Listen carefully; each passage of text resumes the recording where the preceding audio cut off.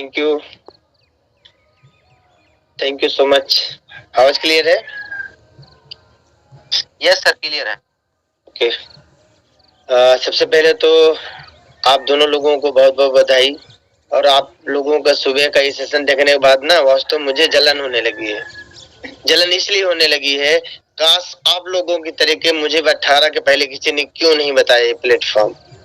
तो मैं नमन करता हूँ उन सभी लोगों को जिन्होंने वक्त रहते, कहते हैं ना कि समय और समझ दोस्तों दोनों एक साथ बहुत रेयर लोगों के साथ आती है।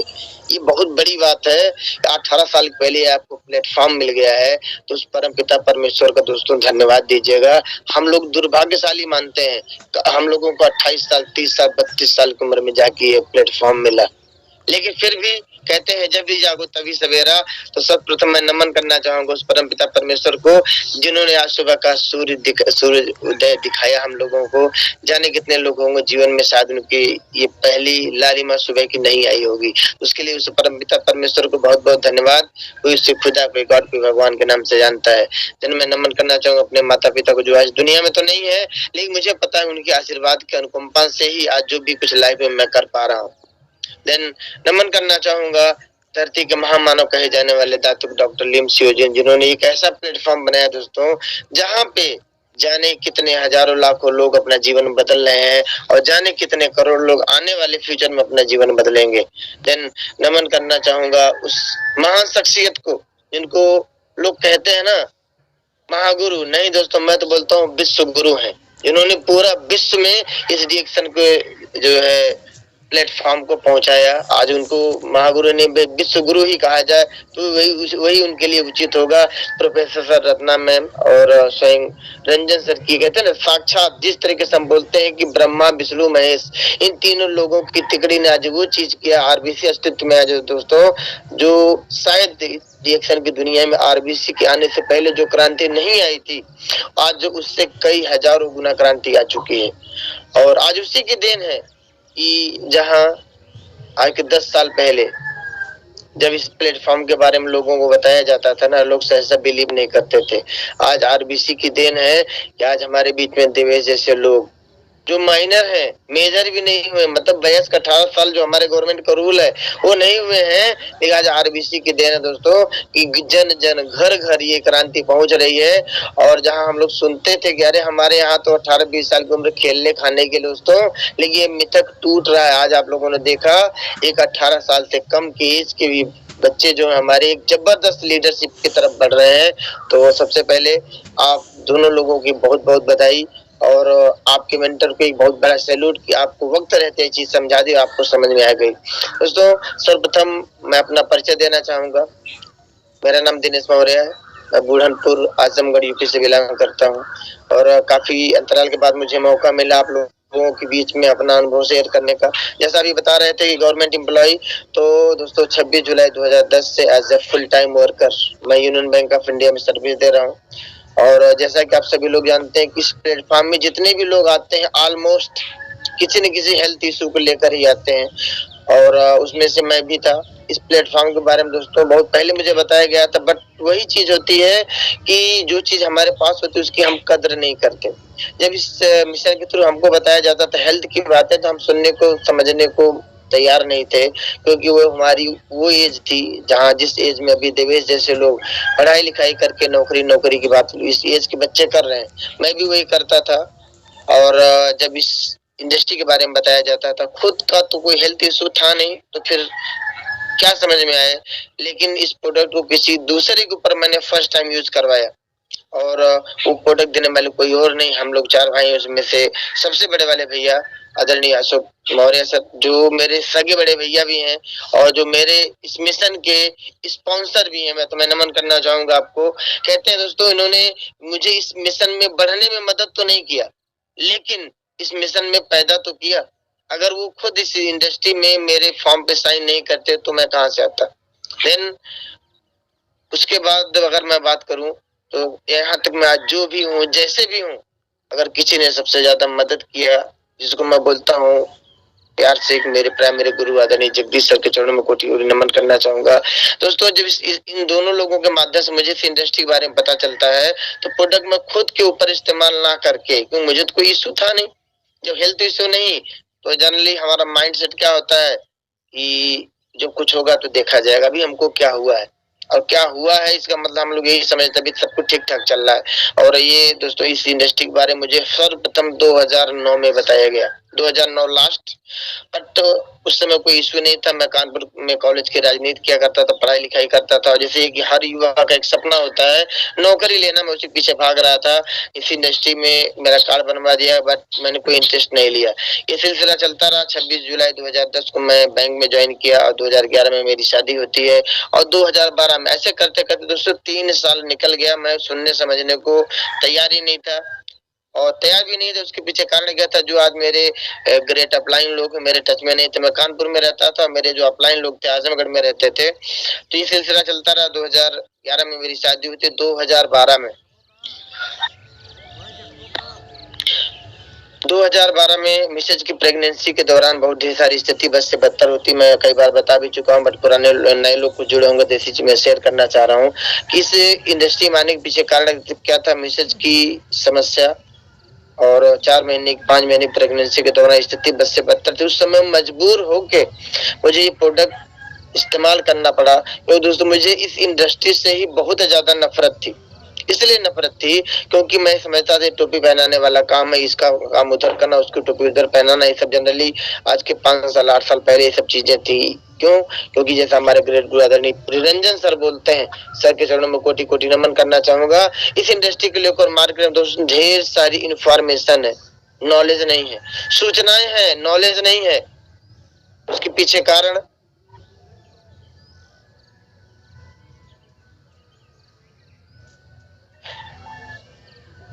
सॉरी कारण क्या है कि वही वही सब इंफॉर्मेशन मेरे भी माइंड में चलती थी। अरे या तो आदमी जोड़ना पड़ेगा, बेचना पड़ेगा, खरीदना पड़ेगा, ऐसा है वैसा है। और एक पढ़ा लिखा आदमी जब इस इंडस्ट्री के बारे में उसको बताया जाता है कि आदमी जोड़ना पड़ेगा, घर घर जाना पड़ेगा, दोस्तों ये दुनिया का सबसे बेवकूफी का काम लगता, मुझे भी ऐसा लगता था। लेकिन 2012 की घटना, इस इंडस्ट्री में आने के पीछे मैं अगर आया, दोस्तों मैं ये नहीं कह रहा हूँ कि मैं स्वतः आया हूँ, लेकिन इतना तो जरूर कहता हूँ शायद ये ज्ञानोधर्मा स्पालिना नहीं होता तो दुनिया का कोई आदमी मुझे इस इंडस्ट्री में ला नहीं पाता। क्योंकि मैंने ढेर सारे लोगों को इस इंडस्ट्री में आने के बाद, ढेर सारे लोग 2015 की घटना हमारे सीनियर लोग जानते हैं, जब दहसान डीएमआई का लफड़ा हुआ था, उस समय भी ढेर सारे लोग आके कहते थे मौर्य जी जितना आपको रिएक्शन में मिलता है इससे ज्यादा हम आपको 6 महीना देखने और देने को तैयार है। आप चाहें केवल अपना आईडी बनवा सकते हैं, आपको 6 महीना जानने समझने का मौका दिया जाए। मैं एक ही चीज बोलता था, जितना तुम लोग कमाते हो किसी कंपनी में काम करके उससे ज्यादा भारत सरकार मुझे वेतन देती है। मैं यहाँ पैसा कमाने नहीं आया, मैं इस इंडस्ट्री का कर्जा उतार रहा हूँ, क्योंकि शायद इंडस्ट्री नहीं होती, शायद ये ज्ञानोधर्मा नहीं होता, स्पाइरुलिना नहीं होता, डॉक्टर लिम ने सिस्टम बनाया नहीं होता, शायद मेरा परिवार जिंदा नहीं होता। मुझे नहीं पता इसमें मैं कितना पैसा कमा पाऊंगा, लेकिन मुझे इतना पता है कि अपना परिवार बचा लिया, और इस दुनिया में ढेर सारे परिवारों को बचाने में मदद करूंगा। तो मुझे पैसे की बात मत करो दोस्तों। वो समय था जहाँ 3,000 5,000 8,000 रुपया मैं कमाया करता, तब लोग मुंह चिढ़ाने आते 2015-16 का। और उस 2015-16 का क्राइसिस ढेर सारे लोगों को पता भी है, बड़े बड़े दिग्गज लोग टूट गए। क्यों? क्योंकि वो पैसा देख के आए इस इंडस्ट्री में। जैसा हमारे ग्रेट गुरु निरंजन सर बोलते हैं कि इस इंडस्ट्री में दोस्तों पैसा तो एक धुआं है। अगर केवल पैसे का मकसद बना के आप आए हैं तो पक्का जान लीजिए कि आप बहुत दिन टिकने वाले नहीं है। यहाँ पे लाइफ बदलती है, लाइफ अगर आपको बदलना है दोस्तों तो पैसा यहाँ बाई प्रोडक्ट है, पैसा यहाँ बाई प्रोडक्ट है। आग लगेगी, जैसा हम प्रेरंजन से बोलते हैं, आग लगेगी धुआं तो निकलेगा ही। यहाँ जो सिस्टम कहता है सिस्टम का पालन करिए तो पैसा इतना आएगा, इतना आएगा कि हम आप मिलके शायद उसको गिन नहीं पाएंगे। दोस्तों ये सिलसिला चलता रहा। 2012 में स्थिति बस से बदतर मिसेज हुई। उस समय मैं प्रोडक्ट इस्तेमाल किया, इस्तेमाल करने के बाद वो अमेजिंग रिजल्ट मिला, और मेरी उम्मीद से कहीं ज्यादा। मेरी उम्मीद का मतलब, मैं जिस परिवार से बिलोंग करता हूँ, हमारे हम लोग 4 भाई हूँ, तीसरे नंबर भाभी मेरी है, 7 साल उन्होंने नर्सिंग की ट्रेनिंग किया है, तो उनके थ्रू कुछ मेडिकल की जानकारी मेरे पास भी थी, मैं भी पढ़ा लिखा हूँ। अभी तक मैं एक चीज जानता था कि हाई बीपी गोली ये होती है, लो बीपी गोली ये होती है, बट यहाँ पर सब कुछ एक ही बताया जाता है। ऐसा कुछ अनएक्सपेक्टेड कह सकते हैं कि जो हम उम्मीद नहीं करते हैं, इस इंडस्ट्री में बताई जाती है। हाई बीपी हो तो भी वही गोली दो, लो बीपी हो तो भी वही गोली दो, बच्चे को तो भी वही दो, बुढ़े को वही। हालांकि उस समय मैं दवाई समझता था, इसलिए बात समझ में नहीं आती थी। पर जब 2012 में हमें जो रिजल्ट मिला, तब इस इंडस्ट्री को धीरे धीरे समझने का मैंने प्रयास किया, और जब मैं समझा और जाना, और आज दोस्तों इस इंडस्ट्री का होके रह गया हूँ। उस समय जब हमारे ग्रेट मेंटर लोग बोलते थे कि एक दिन का समय आइए, प्रोडक्ट आपको फायदा मिला है, कुछ लोगों को बात करिए, तो मैं एक ही चीज बोलता था, सर मेरे पास तो इसके लिए समय नहीं, मैं बैंक एम्प्लॉय हूँ।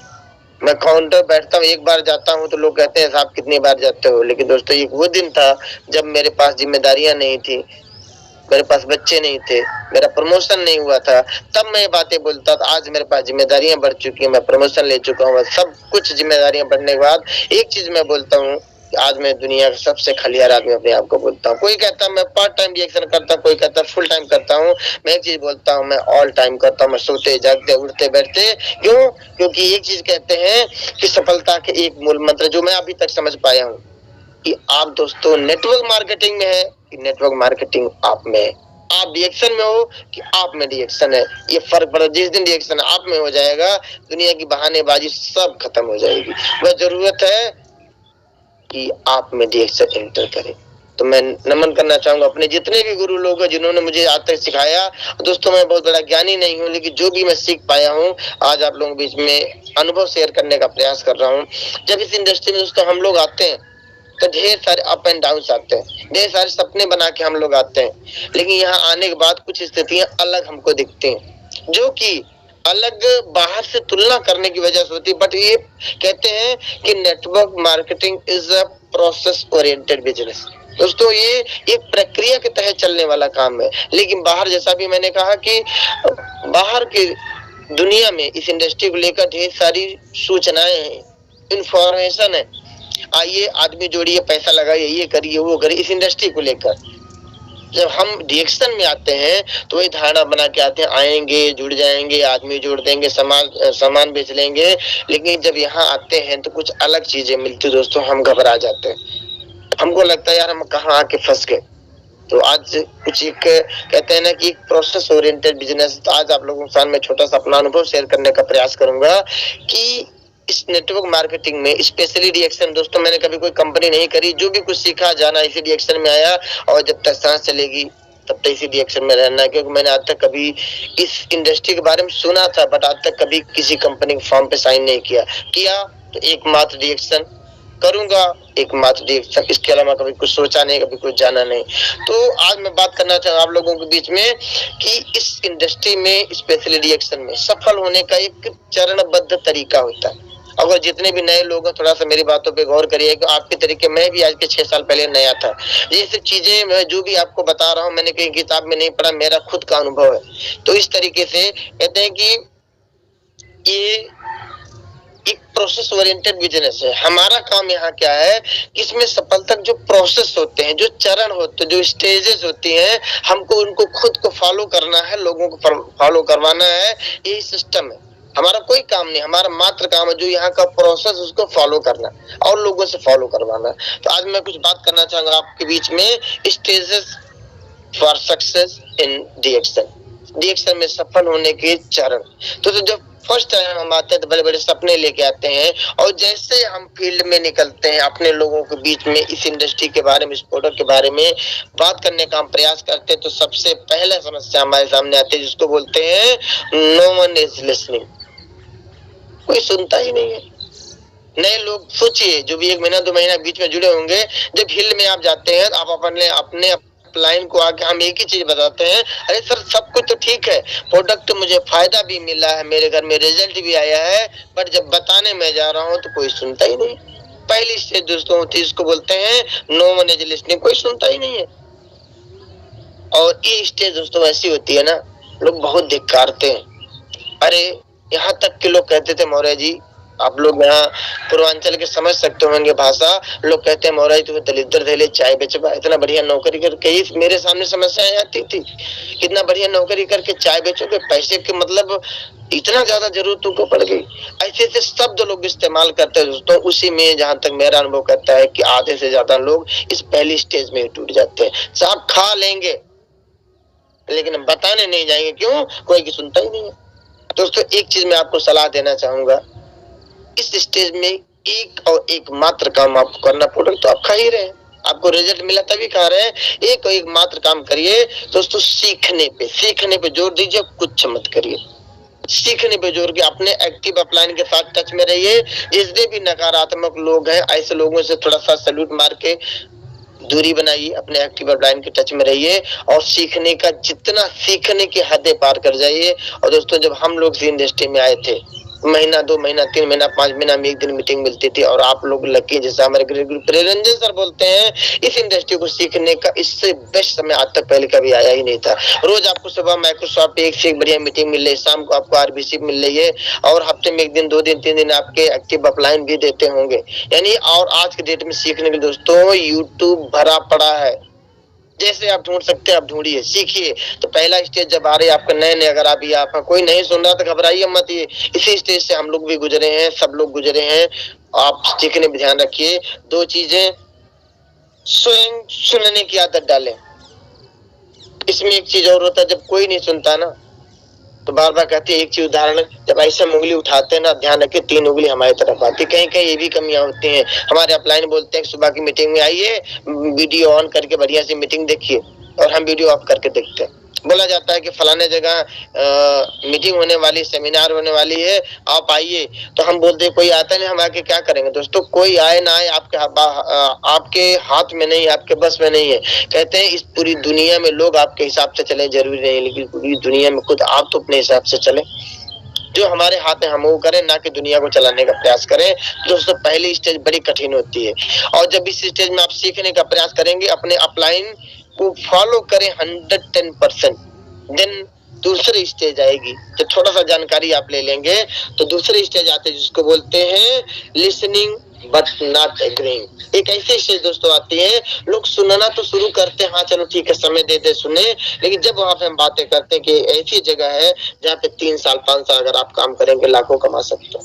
एक ऐसी जगह है जहाँ पे गरीब आदमी हवाई जहाज में बैठ के विदेश यात्रा कर सकता है। एक ऐसी जगह है जहाँ 3 साल 5 साल 8 साल हमने काम कर दिया, उसके बाद हम दुनिया में रहे या ना रहे, पैसा आता है। तो ये दोस्तों ऐसी स्थिति होती है। पीढ़ी दर पीढ़ी अब चलने वाला बिजनेस है। लोग सुनते तो हैं लेकिन माहौल बनाते हैं, विश्वास ही नहीं करते, मानते ही नहीं है। बस इसमें एक चीज समझने की बात है, इस सेकंड स्टेज होती है, अगर लोग आपका सुनना शुरू कर दिए, मतलब आपको 10 मिनट आधा घंटा आपकी बात सुन रहे, भले नहीं मान रहे, तो आपको निराश होने की जरूरत नहीं है। क्योंकि एक चीज समझिए, कभी भी कोई बीज आपने जमीन में गाड़ा होगा, अगर कोई बीज 1 हफ्ते बाद जमीन के बाहर निकलता है 8वें दिन, तो इसका ये मतलब नहीं है कि 7 दिन कुछ हुआ नहीं। इस चीज को बहुत बखूबी हमारे ग्रेट गुरु प्रियरंजन से डिफाइन करते हैं। इस 7 दिन में भी दोस्तों कुछ हुआ था। पहली स्टेज याद करिए, कोई आपको सुनने को तैयार नहीं था। सेकंड स्टेज आई, लोग सुन रहे हैं, मान नहीं रहे हैं, तो आपको टेंशन लेने की जरूरत नहीं, खुश होने की जरूरत है कि पहला कदम आपने बढ़ा दिया है। अब जरूरत क्या है, अब इसलिए ये प्रदर्शित कर रहा है कि आपको प्लान दिखाना आ रहा है, अभी आप एक्सपर्ट नहीं है, आपको और गहरी जानकारी लेने की जरूरत है। और गहरी जानकारी लेने के लिए ऑनलाइन ऑफलाइन ढेर सारे प्रोग्राम हो रहे हैं। और दोस्तों मेरा अपना मानना है, ये पहली और दूसरी स्टेज सबसे खतरनाक स्टेज होती है। और इस स्टेज में सबसे ज्यादा विरोध कोई करता है तो अपने जो बहुत खास होते हैं। पति करता है तो पत्नी विरोध करती है, पत्नी करती है तो पति विरोध करता है, माँ बाप विरोध करते हैं, और विरोध करने का ठेका तो रिश्तेदारों ने ले ही रखा है, उनकी बात ही मैं क्या करूं। सबसे ज्यादा विरोध अपने घर से होता है। दुनिया को बाद में सुधारना है, सबसे पहला काम जितने भी नए लोग, अगर ऐसा कुछ आपके घर में हो रहा तो एक अपने सफल अपलाइन के द्वारा अपने घर होम मीटिंग जरूर करवाएं, क्योंकि अपलाइन ही इस चीज को डिफाइन कर पाएंगे आपके परिवार में, आपके पति को, आपके पत्नी को, आपके माता पिता को, या किसको कि फ्यूचर कहाँ है, आपकी पत्नी क्या करे, आपका पति क्या करे, आपका बेटा क्या कर रहा है। तो पहली 2 स्टेज दोस्तों बहुत कठिन होती है। अगर सफल अप्लायंस में होम मीटिंग कराएं, ये जरूरी है, क्योंकि इस इंडस्ट्री के बारे में अब ढेर सारी निगेटिविटी समाज में भरी पड़ी है। देन अगर ऐसा आप करते हैं तो देन हमारी लाइफ में 3rd स्टेज आती है जिसको बोलते हैं एग्रीइंग बट नॉट ज्वाइनिंग।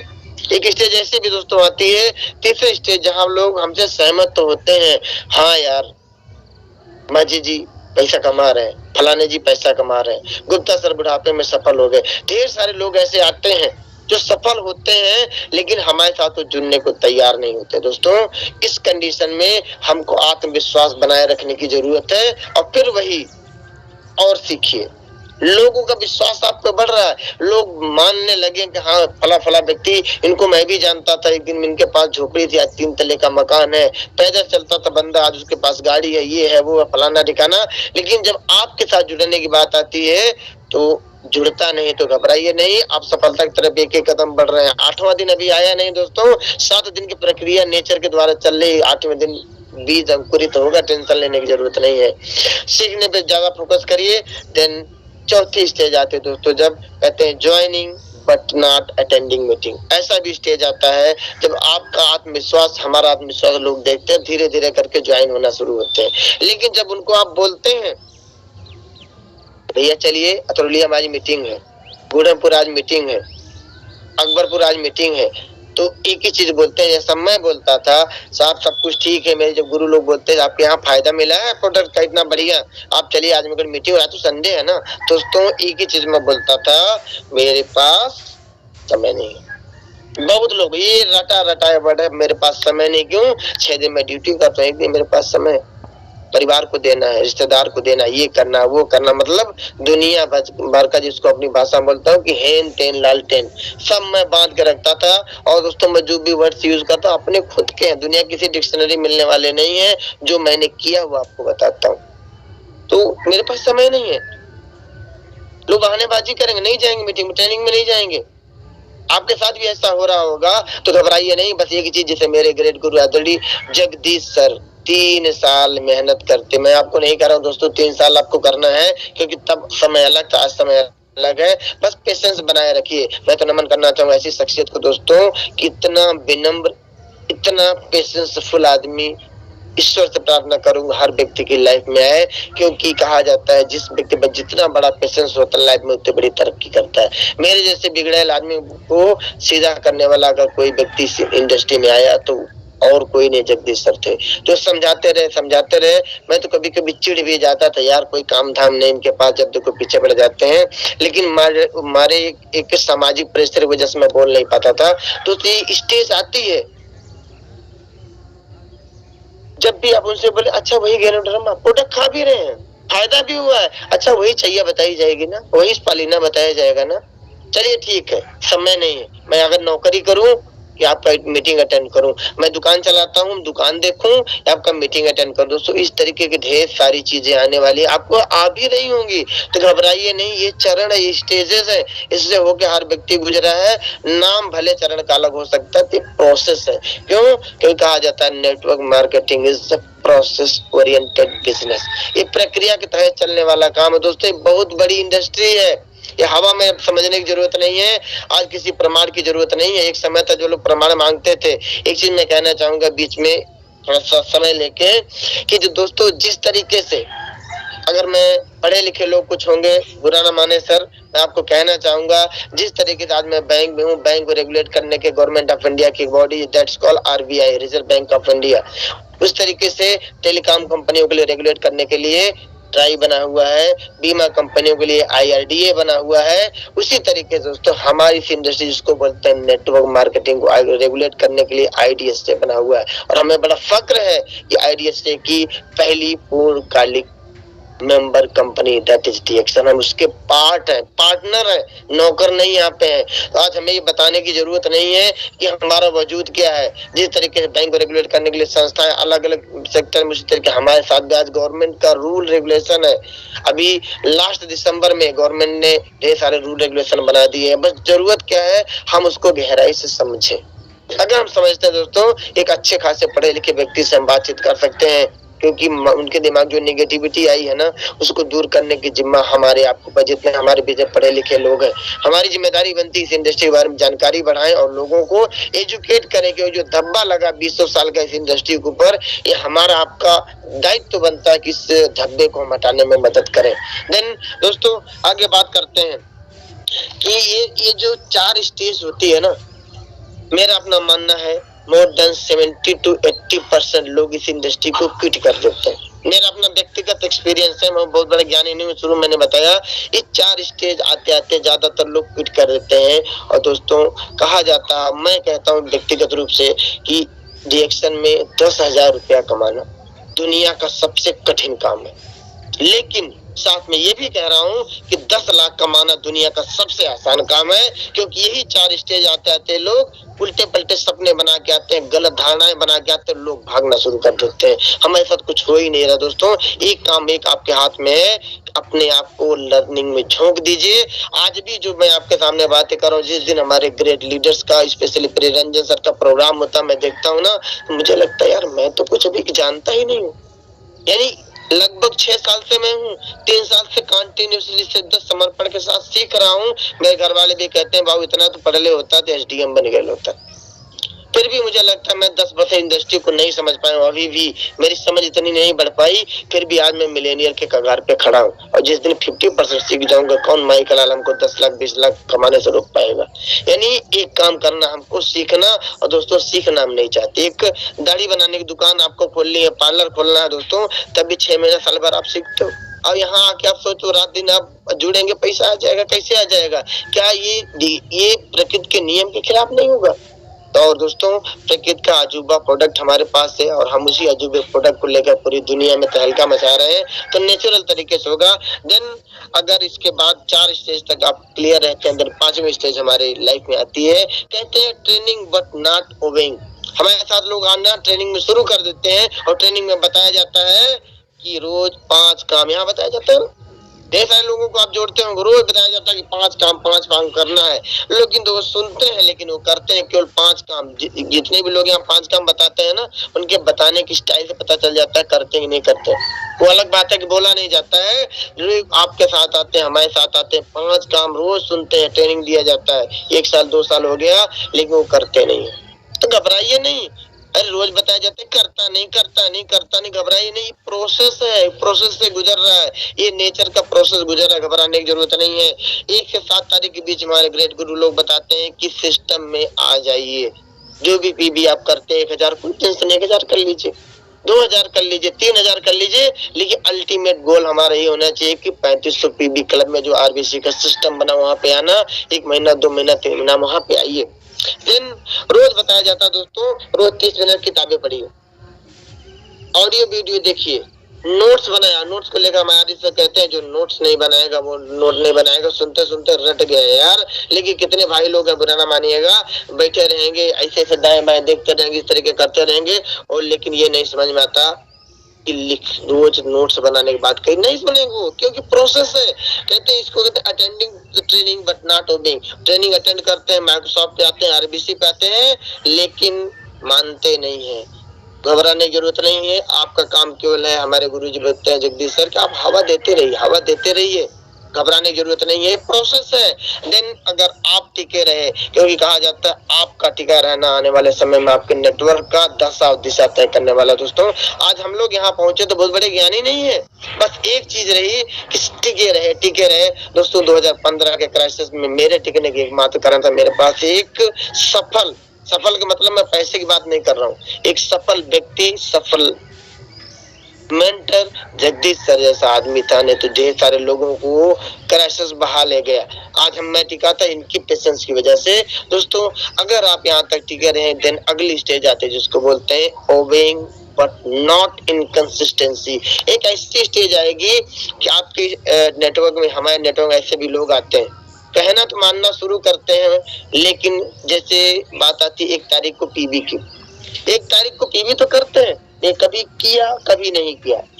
हमारा सिस्टम कहता है कि 3500 पीबी करना है, आरबीसी सिस्टम कहता है, लेकिन वो कब करेंगे जब ऑफर, जैसे इस महीने ऑफर चल रहा है ना, 3500 पीबी करिए। पुराने लोग जो 31 जुलाई 2022 के पहले की ज्वाइनिंग है, पुराने जो होंगे थोड़ा सा उनके लिए ऑफर है, 3500 पीबी करिए, छोटा स्पा लेना फ्री लीजिए, 5000 पीबी करिए, बड़ा स्पा लेना फ्री लीजिए। लेकिन वो 3500 पीबी तब करेंगे जब ऑफर आएगा। मान तो रहे हैं लेकिन लगातार नहीं मान रहे हैं, कभी महीने में किया कभी महीने में नहीं किया। ये है वो, मतलब ये कहते हैं ओबेइंग, मानना शुरू करते हैं बट नॉट इनकंसिस्टेंसी, लगातार नहीं मानते। पीबी करेंगे ऑफर वाले में, बहुत प्रेशर आपने दे दिया 8 तारीख को स्पेशल जो फेस ऑफ द एक्शन का मीटिंग होने वाला, कर लो, वो करेंगे बट नॉट इनकंसिस्टेंसी। घबराइए नहीं, ये सब चीजें प्रोसेस के थ्रू हो रही है, टेंशन लेने की जरूरत नहीं है।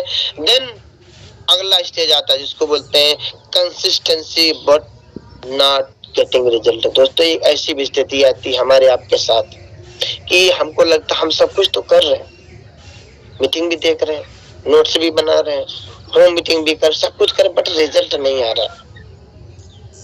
तो दोस्तों घबराइए नहीं, आज 6वीं 7वीं स्टेजेस आप क्रॉस करके इस लेवल पहुंच गए हैं, लगातार 1 तारीख को पीवी भी कर रहे हैं, फील्ड में भी जा रहे हैं, लेकिन फिर भी आपको रिजल्ट नहीं मिल रहा है। इसका एकमात्र कारण है आज आप 7वीं स्टेज पे पहुंच गए हैं, लेकिन आपके नीचे जो आपके डाउन लाइन है वो पहली दूसरी किसी स्टेज से गुजर रही है। आपका काम एकमात्र है उनकी स्टेजेस क्लियर करवाइए। अगर पहले स्टेज में उनको कोई सुन नहीं रहा है, उनको जानकारी दीजिए, उनकी होम मीटिंग करिए, उनके प्रोडक्ट जो जिसको 1000 पीवी करा के आप ज्वाइनिंग कराते हैं, 2000 पीवी साथ आप ज्वाइनिंग कराते हैं, ये हमारा आपका नैतिक दायित्व बनता है। उनको प्रोडक्ट को हम जो सेल कराएं, उनको प्रोडक्ट निकलवाएं, उनकी लिस्ट बनवाएं, उनका यानी first second third fourth stage में हमारे डाउन लाइन चल रही है। यही वजह है कि उनकी स्टेज हम क्लियर नहीं करवा पा रहे हैं। जब स्टेजेस उनकी क्लियर होंगी देन हमारा ऑटोमेटिक डेवलपमेंट होना शुरू होगा। तो घबराइए नहीं कि आप लोग लगता होगा सर ने बोला पीवी भी करो, पीवी भी कर रहे हैं, मीटिंग भी कर रहे हैं, फिर भी रिजल्ट नहीं आ रहा है। इसलिए नहीं आ रहा है, ऐसा नहीं कि आप में कमी है, कमी इसलिए कि नीचे वाले जिस स्टेज से आप गुजरे हैं, पहले दूसरे तीसरे पायदान पे हमारी डाउन लाइन है, उनको पायदान क्लियर करवाइए, उनको आगे बढ़वाइए, ठीक है। देन अगर हम ऐसा करते हैं तो एक ऐसी स्थिति आती है जिसको बोलते हैं कि विन विन सिचुएशन, और टीम स्टार्ट गेटिंग सक्सेस। दोस्तों ऐसी स्थिति आती है कि धीरे धीरे हम एक नए स्टार, रूबी, डायमंड, 10,000, 20,000, 30,000, मतलब जिस वे में आप सफलता को मापते हैं उस तरीके की स्थिति आती है। एक दिन हमारे नीचे ढेर सारे स्टेजेस क्लियर करने वाले लोग आने शुरू हो जाते हैं, और इस प्रक्रिया में एकमात्र काम दोस्तों मैं जहां तक समझ पाया अभी तक, यहाँ पे अपने लिए आपको कुछ भी नहीं करना है, अपने डाउन लाइन के सब कुछ करना है। एक दिन बैठा मैं सोच रहा था, लगभग 6-7 महीना हुआ, आखिर डॉक्टर लिम ने सिस्टम कैसे बनाया होगा। मैं दोस्तों मैं नहीं कह रहा हूँ कि मैं डिफाइन कर पा रहा हूँ, मेरी जो छोटी सी बुद्धि काम कर रही है कि बार बार बोला जाता है 6x6 ही क्यों बोला जाता है, 7x7 क्या नहीं बोला गया। एक चीज मेरे शुरुआती मैं समझ पाया कि अगर आप 6 आप मजबूत लाइनें खोलते हैं, 6 को स्टार बनाते हैं तो आप डायमंड बनते हैं, सही है ना।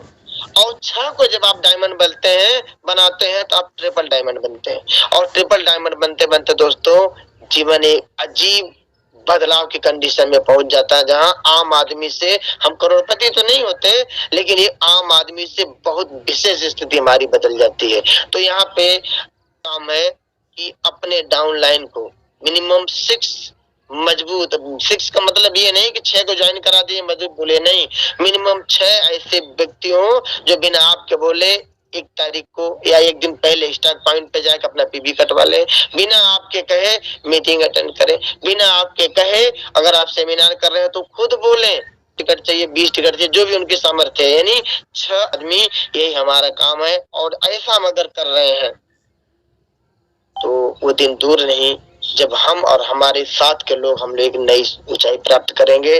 और दोस्तों ये स्टेज जो लाइफ में आती है, ये स्टेजेस को फास्टली आप क्लियर कर पाए, बहुत तेजी के साथ आप क्लियर कर पाए, उसके लिए एक चीज मैंने कहीं पढ़ी जो आपके सामने शेयर करना चाहता हूँ।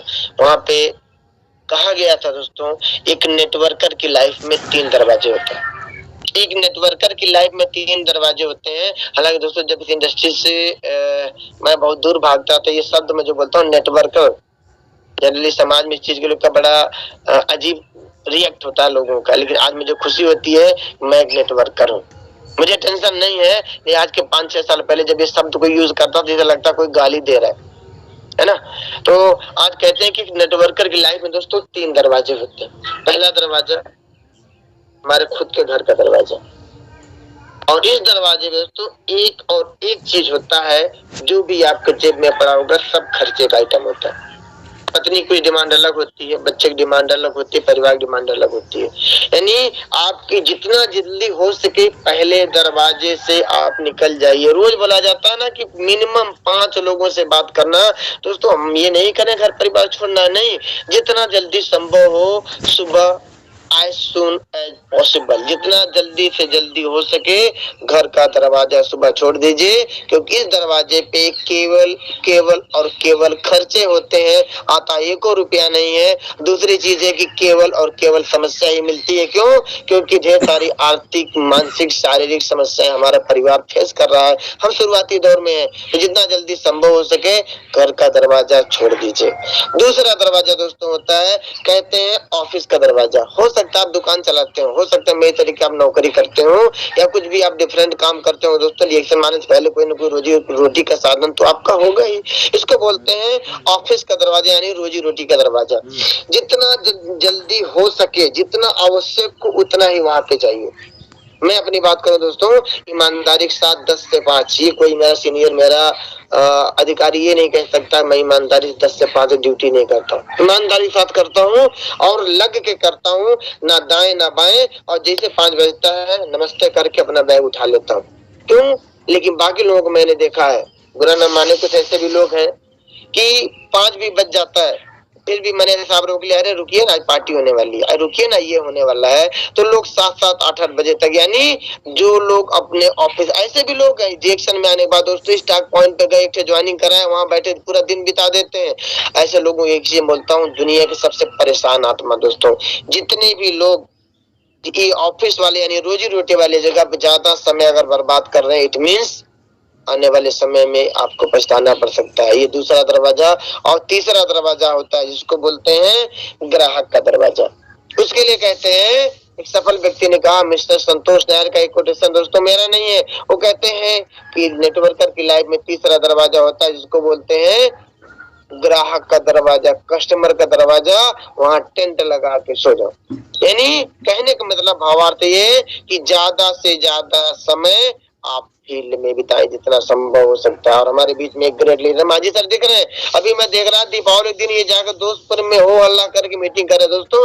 इसी को बोलते हैं शिद्दत, इसी को बोलते हैं समर्पण, इसी को बोलते हैं 100% डेडिकेशन। अगर 100% डेडिकेशन के साथ हम इस काम को कर रहे हैं तो जो चीज अचीवमेंट हम लोग लेने 5 साल, 8 साल, 10 साल लग गए, 15 साल लग गए दोस्तों, 3 साल में कह रहा हूँ बहुत है।